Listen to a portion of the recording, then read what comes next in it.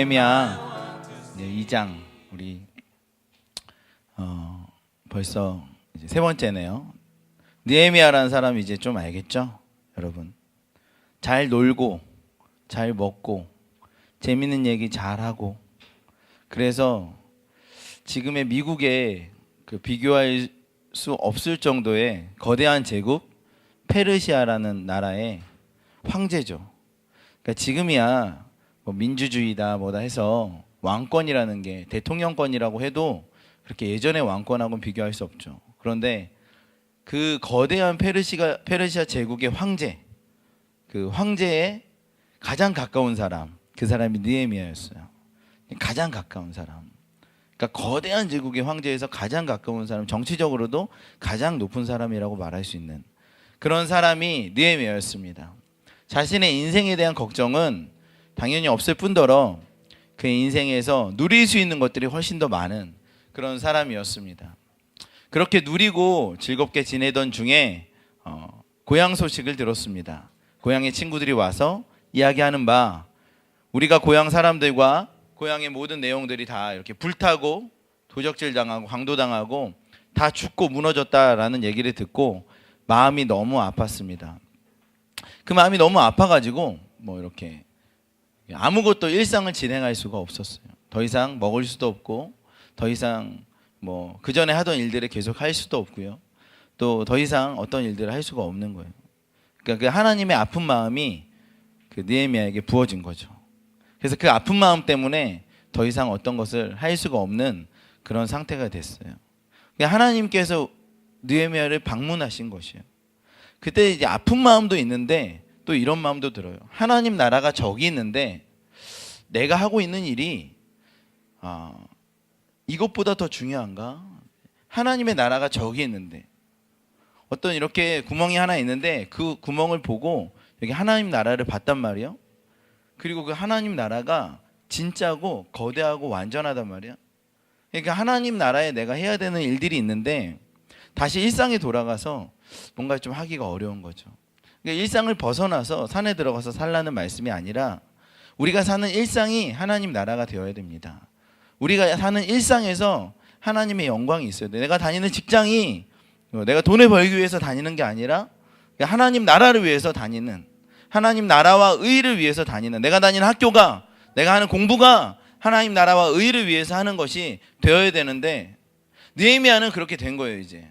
그래서 내가 이제 하나님 나라를 위해서 살아야겠다라고 결정을 했어요. 그리고 어떻게 해야 되는지 하나님께 기도했을 때 하나님께서 역사하기 시작했어요. 그래서 이제는 이 거대한 페르시아 제국의 권력자가 아니라 저 예루살렘의 성벽을 다시 회복하는 사람으로, 그 성벽을 재건하는 사람으로 이제 거기에 출발했습니다. 그 예루살렘에 도착한 것이에요. 그리고 나서 이제 성경에 쓰여져 있어요. 거기서 3일 동안 지냈답니다. 3일 동안. 3일 동안은 지냈는데 어떤 내용들이 없어요. 어떻게 지냈을까라는 생각이 들어요. 뭐 하면서 지냈을까라는 궁금증이 있어요. 3일 동안 뭐 했을까? 3일 밤 동안 그 무너진 예루살렘 안에서 어떤 생각을 하고 있었을까라는 생각을 해보게 됩니다. 저는 그런 생각을 좀 해봤어요. 저 예전에 인도에서 그런 며칠을 지내본 적이 있었던 것 같아요. 제가 인도에 선교를 하러 갔었는데, 하나님께서 선교를 하시잖아요. 그냥 하나님께서 일을 하시는 것이에요. 하나님은 신실하시고 성실하시고 수고하시는 분이세요. 하나님 지금도 우리 가운데서 일하고 계세요. 우리는 일을 하라고 부른 게 아니라 하나님을 예배하라고 부르셨어요. 그리고 일은 하나님께서 하고 계세요. 하나님 지금도 일하고 계세요. 하나님도 우리 인생 가운데 지금도 역사하고 계세요. 일은 내가 하는 것 같은데, 삶은 내가 살아가는 것 같은데, 근데 하나님이 일하고 계세요. 지금도 하나님이 일하고 계세요. 잠깐 우리 바쁨을 멈추고 고개를 들어서 하나님 지금 어떤 일을 하고 계세요? 나를 위한 어떤 일을 하고 계세요? 라고 여쭤보면 하나님이 나에게 어떤 일을 하고 계신다를 가르쳐 주실 거예요. 하나님은 일하시는 분이세요. 하나님은 성실하게 일하시는 분이세요. 그러니까 우리 가운데 계속 일하고 계세요. 제가 인도에서 한번 여쭤봤어요. 하나님 무슨 일 하고 계세요? 라고 여쭤봤는데 하나님이 그 인도에 불가촉 천민들이 사는 빌리지라는 그냥 이렇게 통상 그냥 빌리지라고 부르는 그 시골 마을이 있어요. 그 도시보다 훨씬 더 땅의 비중이 많이 차지해요. 그러니까 인구도 많이 차지해요. 그러니까 인도의 도시와 그 빌리지라는 그 비율은 한 30대 70 정도 돼요. 70. 그러니까 도시나 좀 이렇게 개발된 곳은 30 정도 되고 그 시골은 한 70 정도 됩니다. 거기에서 내가 일을 하고 있다라는 마음을 주시더라고요. 뭐 도시에서 일하고 계시겠지만 이제 그 시골에서 일하고 계시다 이런 마음을 주셔서 제가 하나님 거기서 무슨 일 하고 계세요? 그러니까 내가 하고 있는 일을 너 보여주고 싶다. 너로 와라 그러더라고. 그래서 어떻게 갑니까? 그러니까 올 때 지도를 가져와라. 지도를 가져와서 그걸 보자 그러시더라고. 그래서 제가 지도를 구하러 지도를 가져가야 되잖아요. 그냥 하나님께서 하신다고 하니까 지도를 가져가요. 그래서 지도를 구하러 이제 많이 돌아다녔어요. 여기도 가고 저기도 가고. 그러니까 뭐 동네에 있는 가장 큰 그 서점이라는데 거기도 가보고 또 지도 파는 가게도 가보고 여기저기 다 돌아다녀봤는데 지도는 구할 수가 없는 거예요. 한 열흘 동안을 돌아다니다가 그 빌리지라는 시골 마을에 지도를 가져가야 되는데 지도를 못 구해서 좀 마음이 아팠어요. 그러면은 하나님께서 그 지도를 가지고 시골에서 일하신다는데 그 마음이 사라지면 좋은데 그 마음은 사라지지 않고 점점 더 커지는 거예요. 그 마음이 사라지지 않고 점점 더 커지니까 내 마음에서는 지도를 못 구하는데 그 시골에는 가야겠고 그 마음이 좀 힘들어지는 거라. 그래가지고 뭐 어렵더라고요. 어떻게 해야 되지? 이런 생각이 들어요. 밤에 하루는 자는데 좀 이제 그만해야겠다. 지도 찾으러 그만 다녀야겠다. 그 사람들한테 얘기했는데 그런 지도는 없어 성모. 그냥 거기 그냥 이렇게 우리랑 같이 교회 사역하자 이러는데 그 지도를 너무 찾고 싶은 거예요. 그래가지고 그래도 찾고 싶은데라는 이렇게 마음을 가지고 막 기도를 하는데 다음날 아침에 하나님께서 저한테 그 빌리지로 가라 그런 마음을 주시더라고. 그냥 무턱대고 무조건 가라. 그래서 제가 빌리지로 차를 타고 그냥 갔어요. 빌리지를 막 돌아다니는데 거기 가면요 이렇게 그 마을에 딱 들어가는 순간 그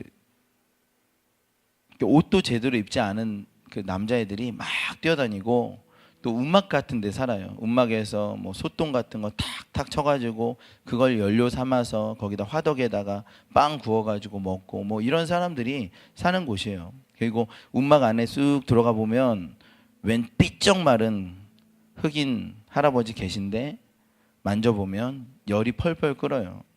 이 할아버지 왜 이러냐, 무슨 병인지 몰라요. 병원에 갈 수가 없어서 그렇게 해서 그냥 돌아가시는 거예요. 그러니까 지금도 그런 분들이 거기 계세요. 그러니까 문을 열고 들어가기가 무서워요. 들어가면은 이런 분이 계시거나 또 문을 열고 쑥 들어가면 거기에 귀신 들린 분들이 계시거나 힌두권이라서요. 동네마다 뭐 코끼리 신에 무슨 신에 뭐 엄청난 신들이 많이 있어요. 그러니까 그렇게 33,000개의 신을 섬기니까 여러 가지 막 영적으로 지저분한 일들이 많이 생겨요. 그래가지고 이제 거기 다니는데 동사무소 같은 게 하나 있더라고. 그래가지고 동사무소에 들어갔어요. 그 동사무소에 들어갔더니 이 테이블 위에 지도가 하나가 있는 거예요. 근데 이 지도가 이 시골 마을 지도예요. 그래서 내가 얼마나 반가웠겠어요. 네. 반갑고 막 그 기쁘고 그래가지고 그 지도를 이렇게 어디서 났냐, 이거 어디서 파냐 그랬더니 동네에 지도청이 있대요. 지도 관광청이. 그리고 그 지도청에 가면 지도를 준다는 거예요. 그래가지고 그 지도를 근데 그 지도청이 우리 동네에 있어요. 그러니까 지금까지 우리 동네에 있는 그 지도청을 몰라가지고 그렇게 한 거예요. 이제 거기 이제 차를 타고 지도청으로 갔죠. 그랬더니 그냥 주소랑 뭐 이렇게 축척만 얘기하면 인도 전체 그 동네 지도를 다 뽑아주는 그런 뭐 전국적인 관공서가 있었어요. 그래서 거기서 지도를 이렇게 받았어요. 그래서 받아가지고 오는데 마음이 너무 깊은 거예요. 하나님께서 일하고 계시다는 생각이 들더라고. 내가 아무리 그 지도를 찾으려고 난리치면서 돌아다녔는데 그 지도를 못 찾았거든. 근데 하나님께 내가 울분을 토했어요. 그 전날 밤에. 하나님, 제가 하나님께서 내게 주신 비전이 있는데 그 비전을 이루기에는 너무나 무력합니다. 할 수 있는 게 아무것도 없어요. 지도 하나 찾지 못해서 빌리지로 가라는 마음을 주셨는데 그 한 걸음도 걸어가지 못하겠어요. 내가 할 수 있는 게 아무것도 없어요라고 뭐 그냥 눈물 흘리며 대성통곡했어요. 다음날 아침에 하나님 저한테 거길로 가라고 하시더라고요. 하나님 야속하죠. 그러면 진작 가라고 하지 왜 이렇게 내가 진이 다 빠질 때까지 기다렸다가 가라고 하시나. 아무튼 갔어요. 그 지도를 찾은 거예요. 그 지도를 제가 이렇게 막 복사집에 가서 축소 복사도 하고 확대 복사도 하고, 그래서 원본은 잘 갖다 놓고 그 복사본을 들고 제가 빌리지로 들어갔어요. 그 빌리지 어느 집을 하나 렌트해 가지고 그 집에서 살기로 하고 그 집에 들어가서 2달 동안 사는 거예요.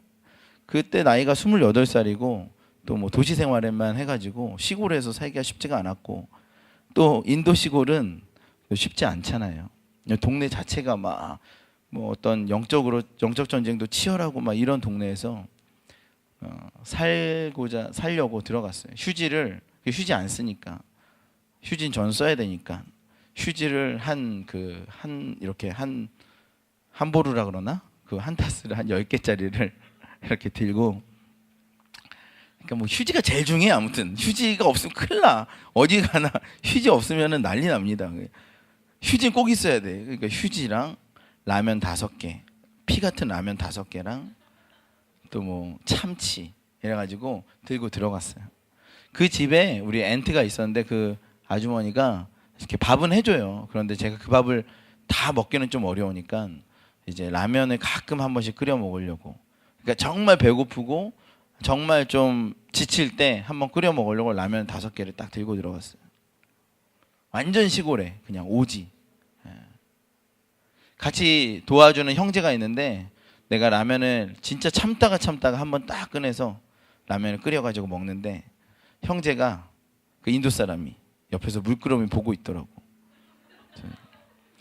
그래서 너는 그거 먹으면 되잖아 그랬더니 나도 한번 먹어보고 싶다. 그래서 이거는 흥미를 가지고 먹을 그런 라면 아니야. 이거는 생명에 가까워. 그런데 한번 맛 좀 보고 싶다.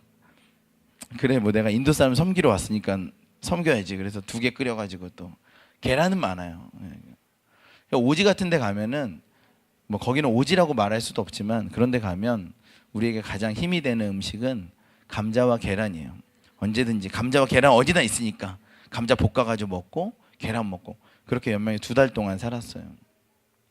새벽 5시에 일어나서 그 지도를 들고 오토바이 타고 그 동네에 있는 그 한 경기도만 해요. 그 경기도만한 때를 마을마다 다니는 거예요. 그래서 그 마을에 가서 예수님 믿는 사람은 얼마나 있고 교회는 있나? 여기 교회도 없고 예수를 들어본 사람이 아무도 없네? 뭐 이런 걸 다 조사하는 거예요. 새벽 5시에 일어나서 낮 12시까지 하는 거야. 오전에 조금 시원해요. 그때까지 한참 하고 와서 점심 먹고 잠을 자는 거예요. 그리고 오후 4시에 일어나서 또 오토바이 타고 갑니다. 오토바이가 썩었어요. 썩은 오토바이. 진짜 시동이 안 걸려. 시동이 이게 보통 오토바이는 딱 누르면 걸려야 되잖아. 근데 그 오토바이는 이걸로 이렇게 해야 돼. 이 기능이 있는데 고장 났어. 발로 해야 돼. 시동이 꺼지는 순간 이 발이요, 이게 한 13번 정도 해야지 되는 거예요. 그러니까 언제 걸릴지 몰라. 잘못하면 30번도 넘고 계속 하는. 어쩔 때는 한 2번 만에 걸리고. 그러니까 시동이 꺼지는 순간 되게 어려운 거예요. 근데 비포장 도로라서 시동이 언제 꺼질지 몰라. 그러니까 시동이 꺼지면은 너무 고생이야. 시동 키느라고. 그럼 오토바이 타고 하루 종일 돌아다니는 거예요. 가가지고 뭐 이렇게 만나서. 그때는 또 어떤 정말 못 사는 마을에 가면 귀신 들린 사람이 있어서 귀신 쫓아주고, 귀신 쫓아주면 또 오고 해가지고 그 사람들 만나고 인사하고 얘기하고 친해지고, 거기서 몇 시간 지내다가 또 오고, 뭐 거기서 이제 친해지면 음료수 줘요. 거기서 제일 많이 주는 음료수가 그 장미 우유였어요. 장미 우유. 이상하게 우유를 먹는데 거기서 장미 맛이 나요. 로즈 밀크. 그래서 야, 이거 특이하다. 전 세계에서 못 먹어보는 로즈 밀크 마시고 그렇게 지냈던 생각이 나요. 근데 문제는 밤이었어요. 그 밤에 또 무서운 거야. 무서워. 밤만 되면 약간 무서워요. 그러니까 거기서 밤이 일찍 찾아오잖아요. 저녁 한 8시면 컴컴해지니까 그 8시부터 약간 무서운 거예요. 그래서 이제 설교를 틀어놨어요. 내 노트북에서. 근데 그걸 틀어놔도 조금 무서운 거예요. 무서움도 반은 있고 반은 뭐냐면 막막한 거예요. 내가 지금 뭐 하고 있나? 내가 들은 하나님의 음성이 맞나? 근데 지금 뭐 하고 있는 거지? 돈 쓰고 에너지 쏟으면서 뭐 하고 있는 거지? 그런 생각도 드는 거라. 내가 이거 다 해서 뭐 하는 거야? 근데 누가 하라 그런 것도 아니고 하나님이 하라고 한 것 같은 비스무리한 생각이 들어서 하는데 이게 뭐 하는 거야? 그리고 밖에서 뭐 개 짖는 소리 들리면 무섭기도 하고. 그러니까 뭐 라디오를 틀어놓고 뭐 옛날에 녹음해놓은 설교들을 틀어놓고 그래도 무섭더라고. 기도하는 거죠. 한 2시간 동안 기도하면 이제 마음 평안함이 와요. 그럼 이제 좀 자고 그랬던 생각이 나요. 그러고 한 2달을 지냈는데 그 중에 하루 제가 큰 사고를 쳤어요. 그 오토바이 사고를 크게 하나 쳤어요. 오토바이를 타고 가는데 이게 이렇게 차가 있잖아요. 차 옆으로 쑥 지나가는 거라. 근데 갑자기 제 눈앞에 어떤 여자 얼굴이 팍 보이는 여자를 팍 쳤어요. 그 여자가 날아갔어요. 젊은 여자인데 확 날아가서 땅에 떨어졌는데 제가 한 그때 30km 정도로 가고 있었던 것 같아요. 시속 30km인데도 여자를 정면에서 갑자기 치니까 브레이크 잡을 겨를도 없었어요. 오토바이도 날아가고 제 안경도 날아가고 저도 날아가고 그 자매도 날아갔는데 그 자매는 머리에서 피를 흘리더라고. 그러니까 머리에서 막 피를 흘리면서 누워 있는데 제가 그 사람을 이렇게 끌어안고 방언 기도를 막 했어요. 너무 무서우니까. 그런데 그 주변 사람들이 다 모였어. 그리고 어떤 하얀 옷 입은 사람이 택시를 불러줘서 그 여자를 택시에 태워가지고 동네에 있는 병원에 갔어요. 그래서 저도 그 택시를 타고 같이 병원에 들어갔어요. 그 여자를 급하게 뭐 수술실인지 뭐 중환자실인지 모르겠는데 거길로 쑥 들어갔어요. 저는 이렇게 앉았어요. 한참 있다 의사가 딱 나오더니 의사가 나한테 얘기를 합니다. 이 척추에 문제가 있는 것 같다. 왜냐면 여자가 흰자위가 다 보일 정도로 눈이 이렇게 올라가고 팔을 떨면서 막 무슨 뭐라고 얘기를 하더라고 그때. 그래서 제가 무슨 말일까 궁금했어요. 근데 의사한테 뭐라고 그러냐 하니까 그냥 알 수 없는 얘기를 한대요. 그러고 나서 머리도 좀 심각한 것 같고 이 백본 여기도 좀 문제가 있는 것 같다. 아무튼 심각하다 이러더라고. 그러니까 너무 무섭죠. 그 한 일주일 전에 제가 거기 인도 사역자들하고 야 인도 감옥은 어떤 곳이냐 뭐 이래가지고 인도 감옥 얘기를 했는데 꼭 그런 거는 바로 찾아와. 경찰이 왔어요. 경찰이 와서 너 어디 사는지 안다 내가 이러더라고. 그리고 도망가지 마라 그러더라고. 그리고 이거 정리되면 경찰서로 와라 이러더라고. 그러더니 나한테 갑자기 뭐 이러더라고. 페트롤 값을 좀 달라고. 그래서 내가 페트롤 값 원래 줘야 되는 건가? 근데 뇌물이죠. 뇌물을 좀 줬어요 제가. 너무 무서우니까 잘 보이려고. 200. 여기서는요 뭐 착하고 선 정의 이런 거 다 없어요. 그냥 얼마 200루피 줄게. 잘 좀 해줘라. 그러고 갔어요. 여자 부모님이 왔어요. 부모님이 오자마자 그 삼촌이 제 멱살 잡고 그 다음에 언니들 여동생들은 그냥 울음바다. 그리고 아버지는 계속 의사랑 무슨 얘기하고 삼촌은 내가 너를 제일로 보내겠다라는 그런 어떤 그 각오를 말씀하시더라고. 내가 너를 반드시 제일로 보내겠다라는 어떤 각오를 저한테 분명하게 설명해 주셔서 아 내가 제일로 갈 수 있겠구나. 내가 아는 로이어가 진짜 많다. 여기는 로이어들이요 우리나라 로이어 같지 않아요. 변호사들이 우리나라 같은 그런 뭐 고위층 이런 게 아니라 동네마다 변호사들이 다 있어요. 조금 잘 살긴 하죠. 그러나 뭐 우리나라 같지는 않아요. 그러니까 내 친구들 로이어들 되게 많다. 이래서 내가 너를 반드시 감옥에 보내겠다 그러더라고. 그 모든 상황들을 다 겪고 나서 의자에 탁 앉았는데 내 머릿속에 막 돌아가는 게 있어요. 그게 실제라 실제. 그러니까 한 2시간 전만으로 돌아갈 수 있으면 좋겠다. 그런 생각이 들더라고. 그러니까 2시간 전이면 야 내가 진짜 2시간 전이면 내가 이 빌리지에서 빨리 떠났을 텐데 아니 오토바이를 타지 않았을 텐데 아니 내가 선교하러 오지 않았을 텐데 아니 내가 예수님 믿지 않았을 텐데. 예수님 믿어서 여기까지 내가 잘못 왔네. 예수님이 살아있을까? 머릿속에 어떤 생각이 드냐면, 첫 번째는 부모님이 오셔야겠다. 두 번째는 적어도 2천만 원은 한국에서 보내달라 그래야겠다. 세 번째는 내가 감옥에 가겠다. 네 번째는 이 여자가 만약 반신불수라면 내가 이 여자를 평생 결혼해서 책임져야겠다. 그런 생각 들었어요, 되게.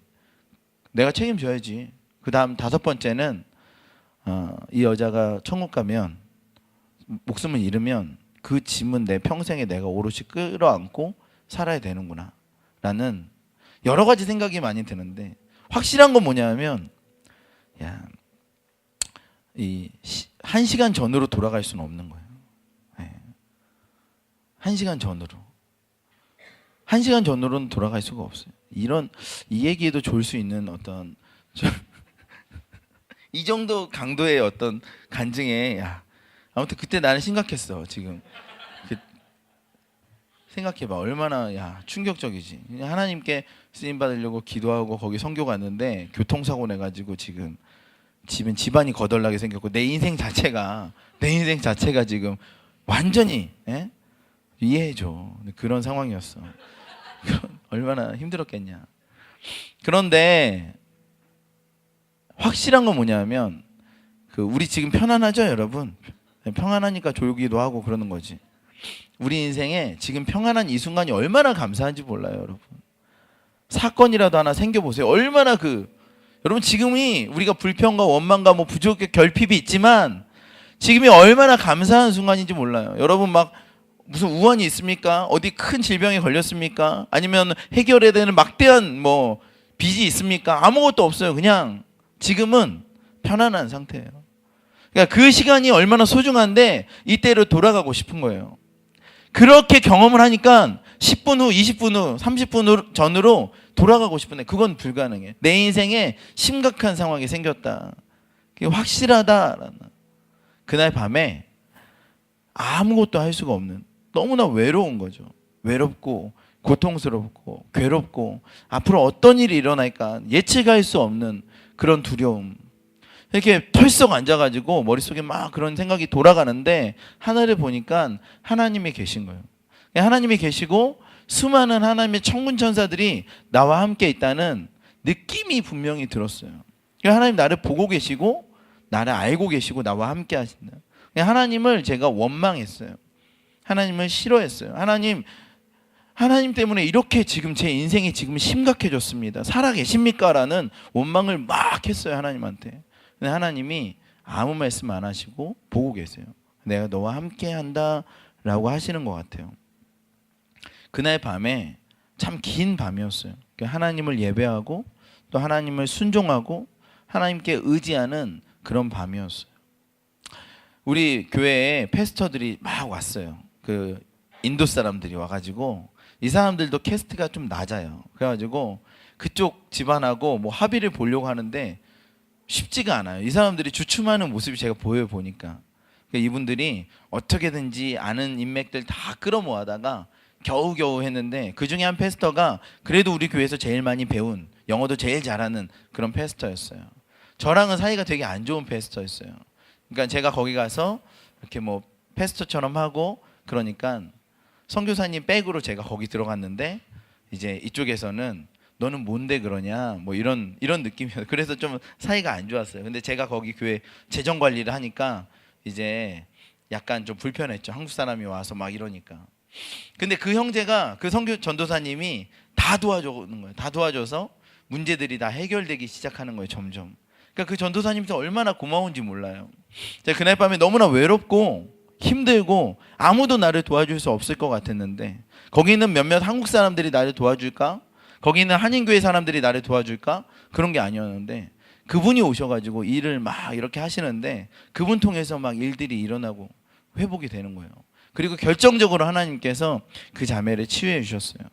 새벽 3시 정도 됐는데 그 자매가 멀쩡해져서 몇 반에 꼬매고 끝났어요. 그냥 괜찮아졌어요. 모든 게 다 멀쩡해져서 엄마 옆에 앉아가지고 담소 나누고 있는 거예요. 제가 봤어요.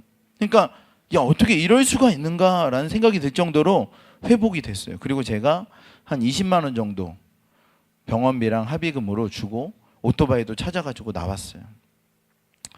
그러니까 제가 생각하기에 20분 전에 30분 전에 그 평화로운 시간으로 절대로 돌아갈 수 없고 내 인생에 심각한 문제가 생겼다라는 그 확신을 가진 그 긴 밤이 점점 더 사라져 가는 거예요. 그리고 하나님께서 역사하기 시작하시는 거예요. 지나고 나서 한 5개월 6개월이 지나서 그 밤이 나한테 어떤 의미가 있을까라는 생각이 들더라고. 그날이 나에게 어떤 의미가 있어서 그 일을 하나님께서 허락하셨는가라는 생각이 드는데, 제가 그날이 없었으면 인도 선교를 못했을 거예요. 그날에 그 낮아질 대로 낮아졌어요. 낮아질 대로 낮아져. 하나님이 저를 사용하시는데 사용하실 만하지 못한 거예요. 교만하고 오만한 거라. 높아질 대로 높아졌어요. 하나님이 쓰시기에 마지막 조건이 뭐냐면 나를 낮추시는 것이었어요. 그래서 제가 낮아질 대로 낮아졌어요. 특히 인도 사람을 향해서 낮아졌어요. 밖에 보니까 동네 그 여자분 그 다치신 분의 그 친척분들이 동네 다 모였어요. 시족사회 친족사회라서 동네 사람들이 나 때린다 그러는 거야. 나 잡는다고. 그러니까 우리 조카를 쳐가지고, 내가 친 것도 아닌데, 물론 내가 쳤지만 걔가 나왔잖아. 내가 뭐 그렇게 잘못했나? 그런 얘기 하고 싶더라고. 나도 피해자야. 걔가 갑자기 튀어나와가지고. 근데 그런 말이 어떻게 합니까? 그 동네에 있는 친척들 다 모였어요. 저기 무서워. 내가 무슨 잘못했다고 여기 와서 일어나. 근데 그 좀 사정하고 싶더라고. 나 좀 살려달라고. 나 좀 도와줘. 미안해. 나 좀 용서해 주세요. 사정하게 되더라고. 그 전에 내가 선교사랍시고 갔는데 인도 사람들 무시했어요. 그 인도 사람 내가 도우러 갔다고 생각했어. 내가 도와줘야지 니네. 내가 니네 안수해줘야지. 내가 니들 기도해줘야지 이렇게 생각했거든. 근데 그 사건 이후로 내가 완전히 낮아졌어요. 그리고 그 패스터 있잖아요. 나랑 이렇게 각을 세웠던 패스터. 그 패스터한테 얼마나 고마운지 제가 땡큐로 안 될 것 같아서 어떻게 하면 좀 더 감사의 표시를 할 수 있는지 영어를 찾아가지고 제가 땡큐로 안 되니까 어떻게 하면은 좀 더 깊은 감사를 전할 수 있는지를 제가 제 친구한테 물어봐가지고 편지로 써가지고 그렇게 그 형제랑 같이 이렇게 사역할 수 있었어요. 그러니까 내가 그날 밤에 그렇게 겸손해지고 낮아지도록 하나님 나를 만드신 거든. 하나님 쓰시려면 겸손하게 만들 수밖에 없어요. 낮아지게 할 수밖에 없어요. 그러니까 아무것도 하지 말고 너는 나의 도구로서 겸손해지라고 할 수밖에 없어요. 만약에 우리 인생 가운데 하나님께서 우리 가운데 꿈과 비전을 주셨다. 그러면 찾아오는 게 있는데 그 우리를 겸손케 하시는 거예요. 외롭게 하시는 거예요. 얼마나 외로운지 모릅니다. 여러분 외로운 적 있으세요? 외로운 적 있죠. 사실 우리는 다 외로운 사람들이에요. 우리가 볼 때 나가 있잖아요. 나. 그 나를 바라보세요. 그럼 내가 있고 내가 생각하는 나가 있고 내 안에 나가 있어요.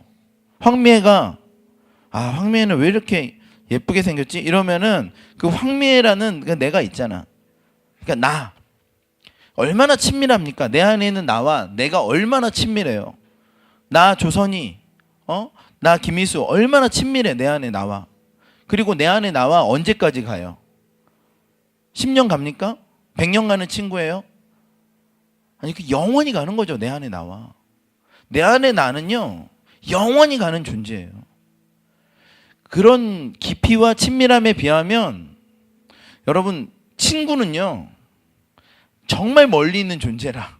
내 안에 나와의 친밀함에 비하면 친구는요 정말 멀리 있어요. 가족도 그에 비하면 멀리 있어요. 심지어는 자녀들도요 남이나 다름없고요. 가장 사랑하는 아내나 남편도 사실은 내 안에 나와의 친밀함에 비하면 저 멀리 있어요. 사실은 우리는 다 혼자예요. 그 혼자인데 그것을 감추기 위해서 친구들을 사귀고 만나고 얘기하고 스마트폰하고 그래가지고 어떻게든지 외롭지 않으려고 노력을 하지만 외로움은 그냥 우리의 것이에요. 그 외로움은 한 번도 우리를 떠난 적이 없어요. 우리는 언제나 혼자입니다. 하나님 앞에서 우리는 혼자고요. 우리는 혼자인 사람이에요. 누가 나와 영원히 갈 수 있습니까? 영원히 갈 수 있는 사람 아무도 없어요. 그 우리 안에 늘 외로움은 내재되어 있어요. 우리는 언제나 외로운 존재예요. 여러분, 우리가 영원히 우리와 함께 갈 수 있는 어떤 존재나 누가, 친구가, 아내가, 남편이, 자녀가 있습니까? 아니요. 다 우리는 우리 혼자예요. 그래서 우리는 언제나 외로워요, 사실은. 근데 외로움을 잊기 위해서 끝없이 소셜 네트워크하고 친구들 만나고 수다 떨고 얘기하고 뭐 난리치지만 그 외로움은 사실은 단 한 번도 우리 안에 사라진 적이 없어요. 하나님이 우리를 쓰시려면 그 외로움을 만나게 하세요. 직면하게 하세요. 그리고 우리가 한없이 낮은 존재라는 것을 알게 하세요. 그리고 우리 안에 그 외로움을 해결할 수 있는 유일한 분, 아내나 남편도 내 안에 나와는 비교해보자면 저 멀리 있는 남과 같은 사람, 그런데 내 안에 나처럼 친밀한 분이 계세요. 그분이 하나님이에요. 하나님은 저 우주 멀리 계신 분 같지만 그렇지 않고요. 하나님은 우리 안에 계세요. 하나님은 우리 안에 계시는데 생각해 보세요. 내 안에 나와 비교해 볼 때 아내나 남편이나 자녀나 친구들은 없는 것과 마찬가지예요. 수억 년 떨어진, 수억 광년 떨어진 존재나 마찬가지예요. 내 안에 나. 그런데 하나님은 내 안에 나와 동일하게 내 안에 계세요. 그리고 영원히 같이 갈 뿐이에요. 우리 인생 가운데 가장 중요한 분이 누굽니까, 그럼? 하나님이죠. 내 친구인가요? 내가 속한 그 전공이나 과, 내 속한 가족? 내 안에 나에 비하면 아무것도 아니라 그냥 하나님은 그렇게 소중한 분이세요. 근데 우리는 그 하나님을 외면하고 무시하고 친구가 더 중요해? 가족이 더 중요해? 뭐 삶이 더 중요해? 사실은 그런 것들 다 사라질 것들이고 제일 중요한 건 내 안에 계신 하나님이에요. 근데 하나님이 우리를 쓰시고자 할 때는 그 하나님이 직면하게 하세요. 그 길이 고난이고 외로움이에요.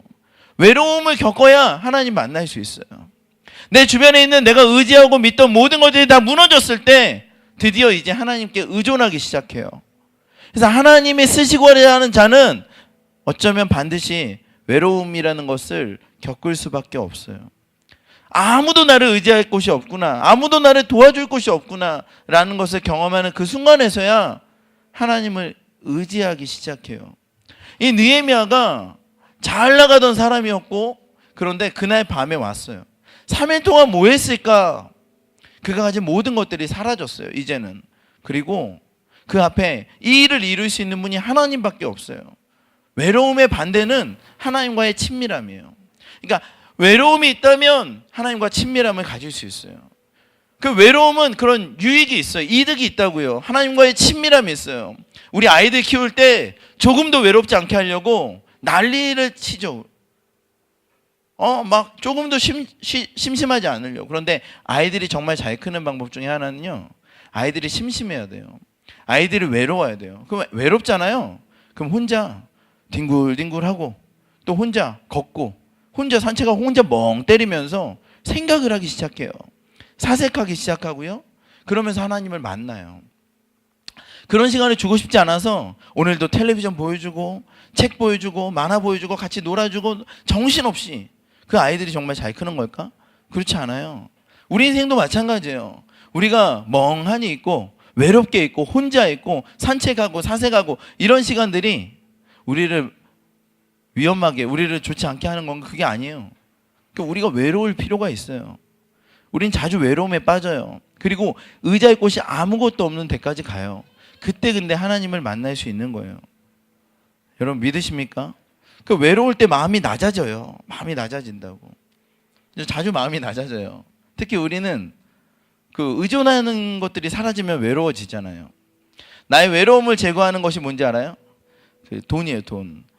우리 대부분 다 그렇죠. 돈이 있으면 외로움이 많이 사라져요. 돈이 있으면 돈 나의 좋은 친구죠. 근데 돈이 없을 때가 있어요. 돈이 없을 때가. 주머니에 한 14,000원 정도 있었어요. 그 주머니에 14,000원 있고 통장에 막 몇백만 원 있고 그렇지 않고요. 그 통장과 주머니 다 합쳐서 14,000원 정도 있을 때가 있어요.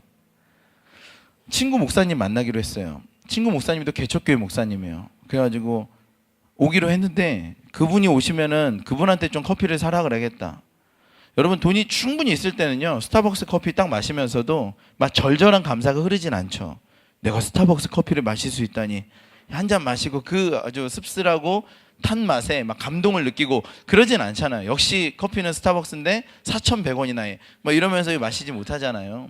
근데 돈이 없을 때는 그 스타벅스 커피 한 잔에 그 애절해지고 아주 감동이 이렇게 몰려 들어와요. 그러기 전에 간판을 볼 때 4,100원 이럴 때 부담감이 막 오고 저걸 내가 과연 살 수 있을까? 이런 생각이 들어요. 친구 목사님 만나기로 해서 그 목사님이 사겠지 했는데 개척교회 목사님이라 자전거 타고 왔더라고. 아니 건대에서 성신여대까지 자전거 타고 왔어. 40분 동안. 내가 사야겠다 이런 생각이 들더라고. 이야 강적이다. 나는 차 가져왔는데 이 친구 자전거 타고 왔네. 가방에서 뭘 꺼냈는데 내가 먼저 가 있었거든. 가방에서 뭘 꺼냈는데 그 덴마크 요르구르트 킹이라고 2+1을 그걸 3개 꺼내더라고. 같이 먹자 그래서 여기서 이러면 안 돼요. 제가 사드릴게요.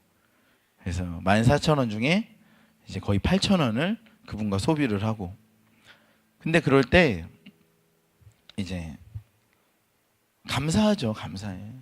그리고 그걸 먹을 때 감사하고. 그리고 내가 그분을 대접할 수 있어서 감사하고. 이 과거는 조금 농담이고 제가 그분 대접하고 싶었어요. 그러니까 14,000원밖에 없지만 이 14,000원 다 쓰면은 나중에 재정이 어떻게 들어올지 모르겠지만 그분 좀 대접하고 싶었어요. 제가 나보다 고생하고 있는 것 같고 또 아무튼 내가 섬기면 하나님 기뻐하실 것 같아서 대접하고 싶어서 그분 뭐 드시고 싶냐 했더니 또 커피는 안 드신대요. 밀크티 먹겠다 그래서 5,500원인데 그거 제가 딱 대접하고 저 아메리카노 먹고 마음이 기뻐요. 마음이 기뻐. 막 수백만 원 있는 돈에서 그냥 하나 띡 사주는 거랑 저도 수백만 원 있을 때가 있죠. 띡 사주는 거랑 14,000원 있는데 거기서 이렇게 겨우 대접할 때 마음이 좀 달라요. 마음이 기뻐요. 한 형제가 또 왔어요. 변우 형제가 왔어요. 변우 형제도 사주고 싶어서 뭐 먹고 싶냐 그래서 커피 하나 제가 사주고 커피 안 마신다 그래서 또 차 사줬어요. 5,000원짜리 사주고 마음이 기뻐요. 마음이 기뻐. 이제는 한 1,200원 정도밖에 안 남았지만 마음이 기뻐요. 마음이 기뻐요. 제가 말하는 게 돈 얘기를 하는 게 아니라 그 아주 작은 일들에 대한 애절함과 예리함이 회복되는 거예요.